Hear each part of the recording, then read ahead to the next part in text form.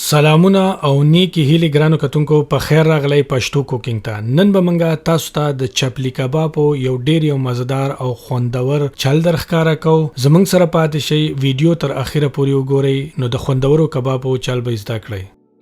د ټوله نمخ کې وا په دې کې زمنګ پکاريږي 1.5 ګرامه د غټ ساروي قیمه، همدغه شان د غوښې نیم په نیمه پیاز یعنی 3.5 ګرامه پیاز به زمونږ پکاريږي. دا به یا په یو ماشين کې ټوټې کړئ او یا به په لاس باندې په چاقو باندې ټوټې کړئ.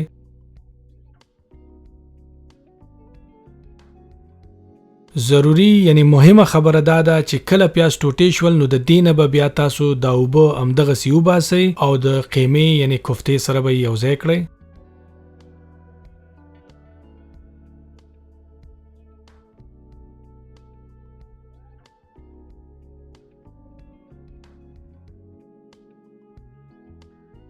یو دانه ټماټر یعنی رومي به دغه سیتا سپری کړئ، دا به ور سره یو ځای کړئ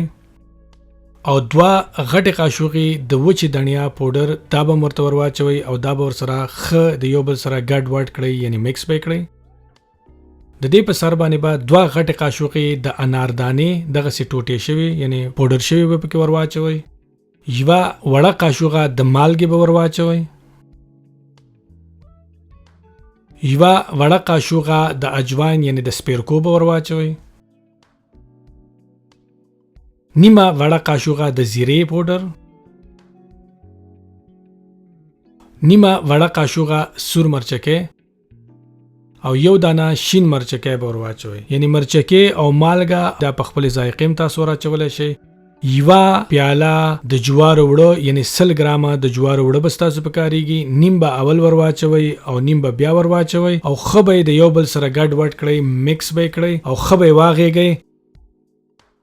دویمه ضروری خبره په چپلی کبابو کې دا ده چې دا د یو بل سره دومره اغېګل پکار دي تقریبا د 20 منټو نه تر نیمه غنټې پورې چې دا د یو بل سره یو ځای شي چې دا تاسو راوچته کوي او دا هر څه سره لکه قیمه ښکارا شي یعنی کوفته ښکارا شي.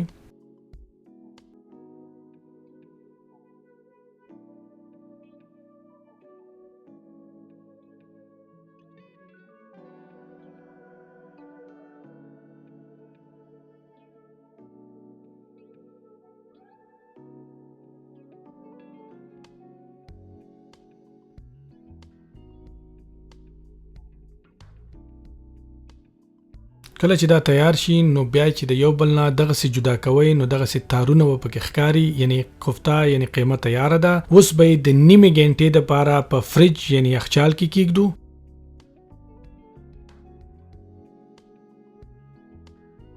یو جوور لوخي کې به غوړی یعنی د خوراک تیل تاسو کولای شئ چې چربي هم دغه سي وبکي او تودې کړئ، خو لوخي ولا جوور پکار ده.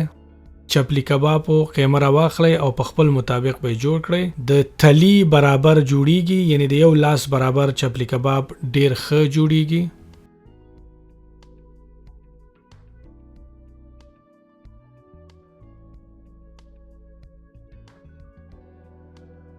غوړ لاندې سره دي نو دغه تبا تاسو دا چپلی کباب ور واچوي چې دا کباب په دغه کې ډوب شي.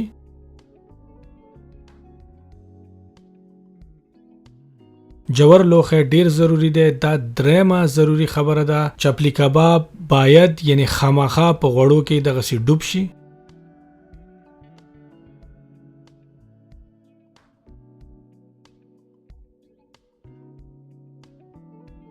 درې خبرو ته فکر یعنی پام ونیسئ. د پیازو نه به اوبه وباسئ، قیمه یعنی کوفته به دومره اغېږي چې دا د یو بل سره بیخي ګډ وډ شي او د یو بل نه چې جدا کوي تار تار شي. او درېمه ضروری خبره یعنی دا ده چې غوړی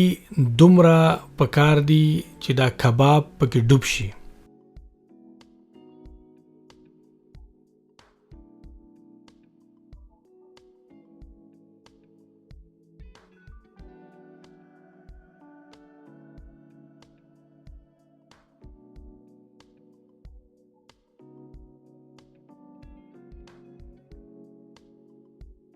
مشهور چپلی کباب چې ما په خپله تر اوسه پورې خوړلی دي په خپل ژوند کې 15 کاله مخکې ما چپلی کباب په سوات کې د پیښور په بخشو پل کې تورې کبابي په سوات کې په سوراب خان چوک کې کباب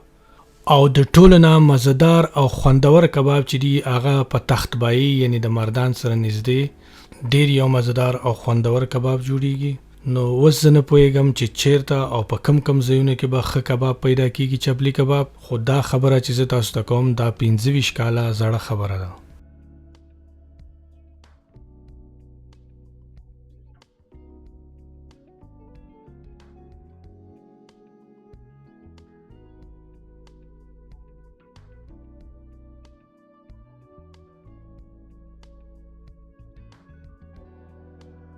کله چې چپلی کباب تیار شي نو د غوړو سر ته راوخیږي تاسو کولای شئ چې بیا یې وګورئ ډیر زر تیاریږي او غوړي چې سره وي نو ډیر یو مزدار او خوندور کباب تیاریږي نو د دې سره اوس موږ ستاسو نه اجازت غواړو کو زموږ دا ویډیو ستاسو خوښه شوی وي او تاسو اوس یوټیوب ګورئ نو زموږ د چینل فالو کول یعنی سبسکرایبول مه هیروئ او په فیسبوک کې کو هم ګورئ نو د خپلو ملګرو سره شریکول او زموږ د پاڼې فالو کول مه هیروئ نو اوس به موږ ستاسو نه اجازت غواړو د الله په امان